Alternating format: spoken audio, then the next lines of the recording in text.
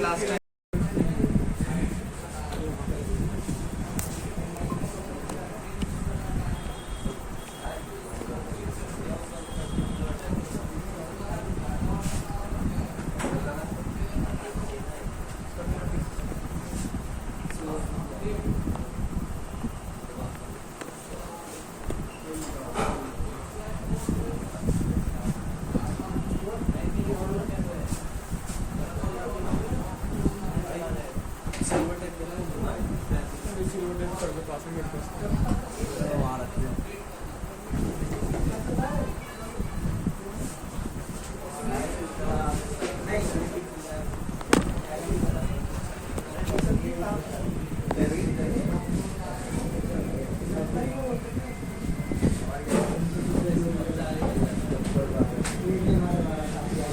Sir silver tape देना।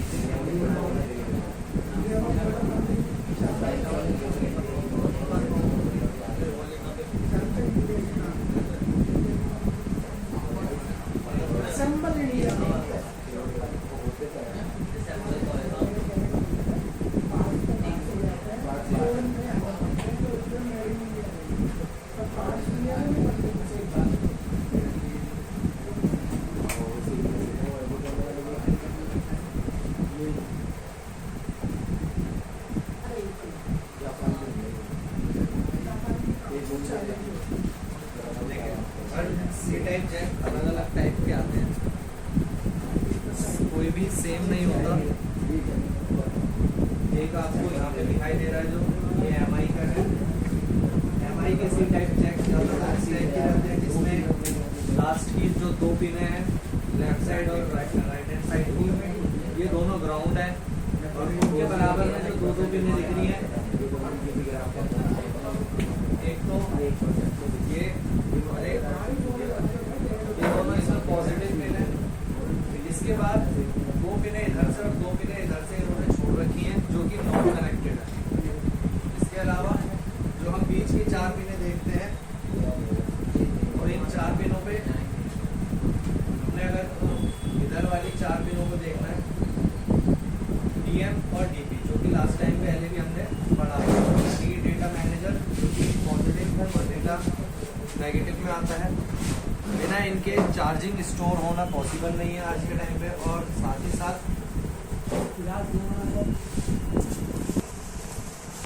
ना तो आप डेटा ट्रांसफ़र कर सकते, ना ही चार्जिंग स्टोर कर सकते। और अगर स्टोर हो भी जाती है, यानी कि पॉजिटिव नेगेटिव के थ्रू हो भी जाती है अगर, तो जो फास्ट चार्जिंग का लोगो आता है आपके फ़ोन पे और जो फास्ट चार्जिंग होती है वो नहीं होगी। इसीलिए DM DP और इसकी सप्लाई डालना ज़रूरी है। मैंने अभी बताया कि अलग अलग टाइप के आते हैं सी टाइप जैक, जैसे कि ये वाला तो एमआई के है। अब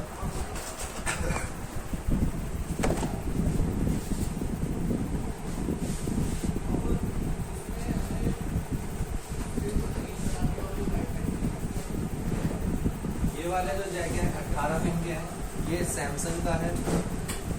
सैमसंग के सी टाइप जैक के अंदर ज़्यादातर सेम ऐसे ही होता है जैसे अभी आपने इसके अंदर देखा। इसके अंदर 4 पिन ग्राउंड रहती है साइड होगी, और बीच की पॉजिटिव नेगेटिव और साथ ही साथ डीएम और डीपी। एक पॉजिटिव लेफ्ट साइड रहता है और एक पॉजिटिव राइट साइड में है। क्यों? क्योंकि ये सी टाइप जैक है, यानी कि चार्जिंग जैक किसी भी साइड से आपको लगा लेने की जो सुविधा मिलती है वो इसीलिए मिलती है कि दोनों साइड से प्लस माइनस काम करते हैं। यानी कि एक साइड तो इधर से भी आपकी सप्लाई आएगी, वो प्लस में रहेगी, और एक साइड बैक साइड में जो रहेगी वो भी प्लस में रहती है, जिससे कि आप दोनों में से किसी भी साइड पर चार्जिंग जैक को यूज कर सकते हैं। आपको ये ग्राउंड दिया गया है, नेगेटिव है, ये पॉजिटिव, ये नॉट कनेक्टेड, फिर डीएम और डीपी। अब यहाँ के बाद इस साइड से देखते हैं तो ये ground, positive, not connected, DM और डीपी, दोनों ही साइडों से इसका इस्तेमाल किया जाता है। इसीलिए हमारे को जितने भी सी टाइप जैक होते हैं इनके अंदर भी सेम चीज़ रहती है, कुछ अलग नहीं होता। अब यहाँ से जो सप्लाई है रेड, ग्रीन और ब्लू, ये तीनों हमारे को इस मेन कनेक्टर में दिखाई देगी।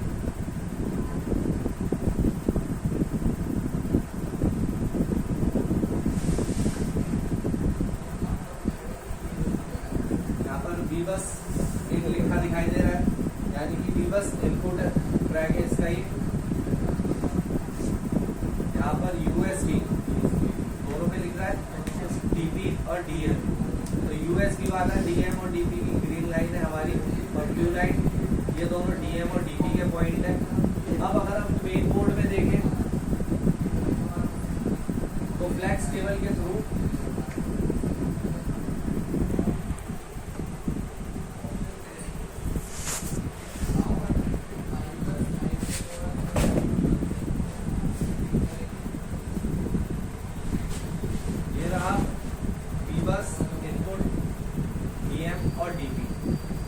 सप्लाई लेकर के आगे हमारे जो आईसी और कंपोनेंट रहते हैं वहां जाएगी। पहले एक कैपेसिटर, इस जगह पर एक डायोड मिल भी सकता है और नहीं भी, लेकिन ओबीपी आईसी है क्योंकि 12 वोल्ट की crystal glass black body IC है। अगर कभी आपके फोन में इस आईसी में प्रॉब्लम, इस आईसी को रिमूव कर देते हैं इसकी जगह से। रिमूव करने के बाद यहाँ जो आपको एक एनपीसी दिख रहा है ये वाला, और ठीक इसके सामने बड़ा एनपीसी ये वाला, ये हमेशा चार्जिंग ओबीपी आईसी के लेफ्ट और राइट साइड पे ही मिलते हैं। इसी प्रकार से आईसी रिमूव करके एक जम्पर लेकर के इसको बाईपास कर सकते हैं, यहाँ से सीधा ग्राउंड से चेक कर लेंगे कौन से पॉजिटिव साइड है एनपीसी के। दोनों ही पॉजिटिव साइडों को आपस में शॉर्ट करके भी ओबीपी आईसी को बाईपास कर देते हैं। यानी कि जो काम ओबीपी आईसी का था, यानी कि चार्जिंग एरर जो दे रही थी या वोल्टेज एरर, जैसे कि वोल्टेज इज टू हाई या वोल्टेज इज टू लो, इस टाइमिंग पे आपकी जो ओबीपी आईसी होती है यानी कि ओवर वोल्टेज प्रोटेक्शन आईसी, इसको रिमूव कर देते हैं हम और प्रॉब्लम का सॉल्यूशन करते हैं। इसके बाद चार्जिंग आईसी में पहले के फ़ोनों में तो 6 पिन और 8 पिन की चार्जिंग आईसी यूज होती थी। आज के फ़ोनों में चार्जिंग आईसी पीएम आईसी पे डिपेंड होकर के काम करती है, यानी कि पीएम या पीएमआई आईसी, इन दोनों में से कोई भी एक आईसी आपको देखने को मिल सकती है। डीएम और डीपी जो होती है वो ज़्यादातर तो पीएम में मिल जाती है आपको, लेकिन कई सेटों के अंदर पीएम में ना मिल करके ये सीपीयू आईसी में देखने को मिलती है, जिसकी वजह से हमारे को सीपीयू की भी एचआरसी करनी पड़ सकती है। सी टाइप जैक रिपेयर करने वालों के पास ज़्यादातर बॉर्नियो होना चाहिए। बॉर्नियो अगर आपके पास होगा तो आप इसके ट्रैक को इजीली फाइंड कर सकते हैं। बॉर्नियो क्या होता है? चार्जिंग एरर के अलावा एक एरर और भी आता है जिसे हम बोलते हैं battery error. Battery temperature is too high या battery temperature is too low या अनेबल टू चार्ज का मैसेज शो करता है सेट। इस कंडीशन के अंदर हमारी 2 लाइनें जो है, यानी कि एक बैंड होता है और एक बैटरी यानी कि आईडी और टीएच, ये दो शॉर्ट फॉर्म देखने को मिलती है आपको। इसकी वजह से हमारे फ़ोन के अंदर बैटरी एरर आता है और चार्जिंग एरर का मैसेज आता है, जो कि unable to charge please contact service centre, ये वाला मैसेज होगा, या battery temperature is too high या battery temperature is too low, ये वाले मैसेज आएंगे। इन दोनों ही तरह के मैसेज आने पर आपको बैटरी की टीएच और बैटरी की आईडी, इन दोनों लाइनों को चेक करना होता है। कई बार होता है कि ये अपनी आईसी की जगह से प्रिंट उठ जाने के कारण, यानी कि बॉल्स जो है उसमें प्रॉब्लम आ जाने के कारण, जो सिल्वर बॉल बनी हुई देखी है आपने सभी ने आईसी के अंदर, वो बॉल ड्राई शोल्ड हो जाने के कारण, या उसमें मॉइस्चराइज़र आने के कारण, या प्रिंट शॉर्ट हो जाने के कारण इंटरनल, इसकी प्रॉब्लम आ जाती है। सबसे पहले हमारे को ऑडियो से इसका ट्रैक चेक करना होता है कि कहाँ तक जा रहा है।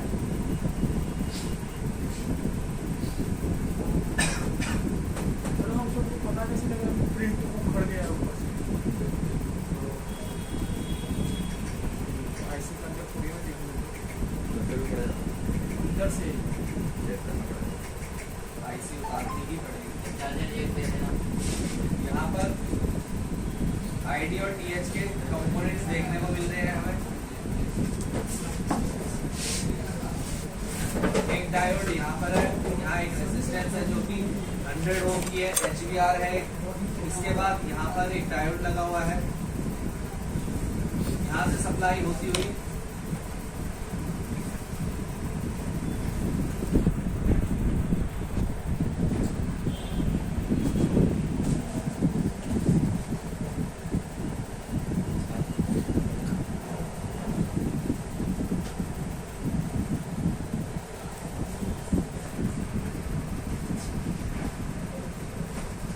बैटरी कनेक्टर पे आती है, और जो कि बैटरी कनेक्टर में जो बीच में पतली पिनें रहती हैं, इन दोनों में आती है। इनमें दिक्कत इन रेसिस्टेंस के खराब हो जाने के कारण भी आ सकती है। तो यहाँ पे सबसे पहले हम रेसिस्टेंस को भी चेक करेंगे, और ट्रैक में अगर कोई कंपोनेंट नहीं मिलता, जैसे कि इस वाले बैटरी थर्मल में सिर्फ एक डायोड देखने को मिला था और स्टार्टिंग में 100 ओम की रेसिस्टर देखने को मिली थी। इनको रिपेयर करना पड़ता है। ये नहीं है कि यहाँ पे सिर्फ 100 ओम की रेसिस्टर थी तो आप उस पर जंपर लगा दें। इसकी जगह पर आपको रेसिस्टेंस के बदले रेसिस्टेंस ही लगानी पड़ेगी, अदरवाइज एरर का जो मैसेज है वो दिखाई देता रहेगा। के अंदर बिना ऑडियो की टेस्टिंग तो आप पॉसिबल नहीं होगी। चार्जिंग जैक के सॉल्यूशन ज़्यादातर सभी फ़ोनों के PMIC से ही होते हैं। सिर्फ प्रॉब्लम में आपको पता होना चाहिए कि कौन सी चीज़ कौन सी लाइन पर काम करना है। अगर चार्जिंग ही नहीं हो रही तो हमारे को पॉजिटिव नेगेटिव चेक करना होता है। अगर डेटा स्टोर नहीं हो रहा है तो भी पॉजिटिव नेगेटिव देखना पड़ेगा, साथ ही साथ DMDP भी देखना पड़ेगा। फास्ट चार्जिंग नहीं हो रही तो DMDP देखना पड़ेगा। अगर चार्जिंग जैक ओके है, DMDP पे वैल्यू भी आ रही है, कनेक्टिविटी भी ओके है, ओरिजिनल बोर्ड भी लगा लिया, लेकिन फिर भी फास्ट चार्जिंग नहीं हो रही या चार्जिंग ही नहीं हो रही, तो इस प्रॉब्लम में हमारी आईसी का फॉल्ट होता है। यानी कि ये वाली आईसी, यहाँ पर जो आईसी लगी हुई है, मैं इसकी आपको रियल पिक दिखा देता हूँ।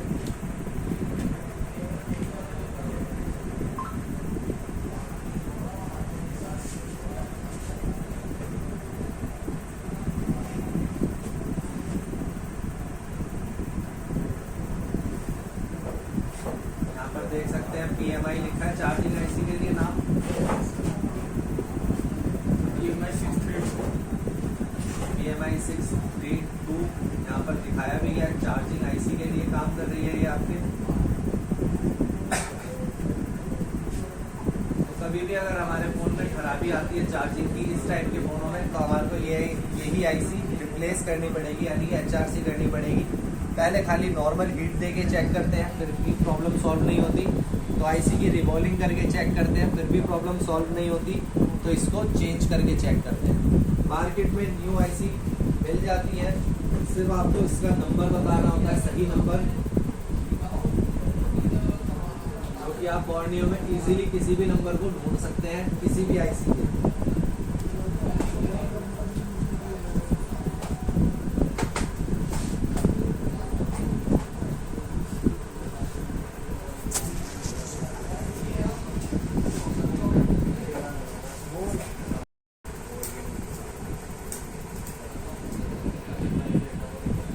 अगर इसकी एक भी बॉल छोटी बड़ी हो जाती है या बॉल घिस जाती है तो इस तरह की प्रॉब्लम फेस करनी पड़ सकती है आपको, क्योंकि उस फ़ोन में चार्जिंग की प्रॉब्लम आ सकती है, डेटा फास्ट ना हो पाने की प्रॉब्लम आ सकती है, या फिर प्रॉब्लम आ सकती है कि फ़ोन जो है सिस्टम से कनेक्ट नहीं होएगा।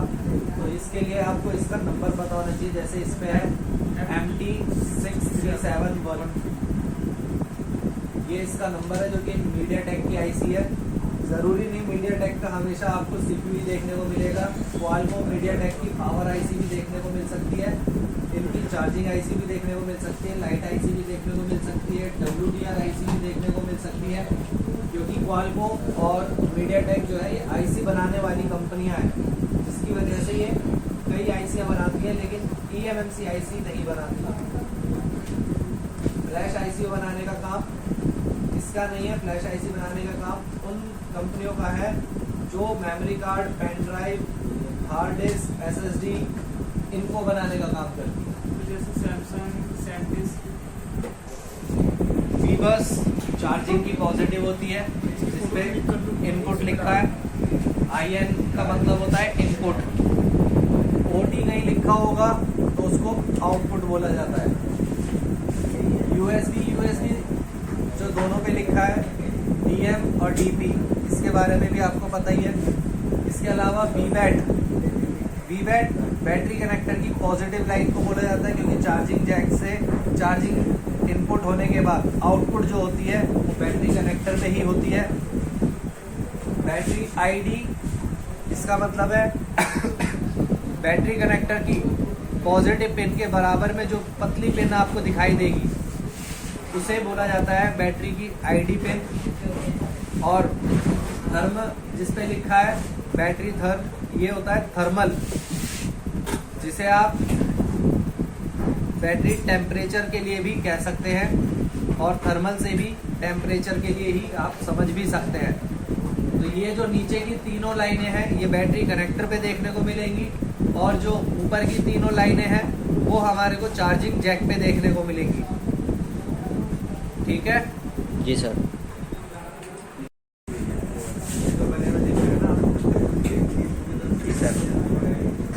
ये BPF पे काम करता है, BPF का ये नीचे का किस टाइप से दिखाई देता है वो बता देता हूँ।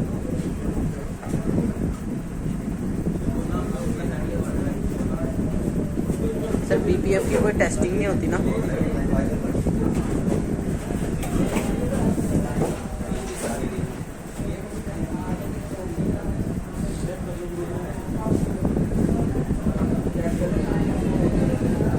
ठीक है सर।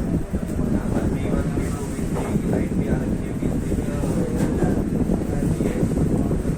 भी। सर RFIC कैसी होती है?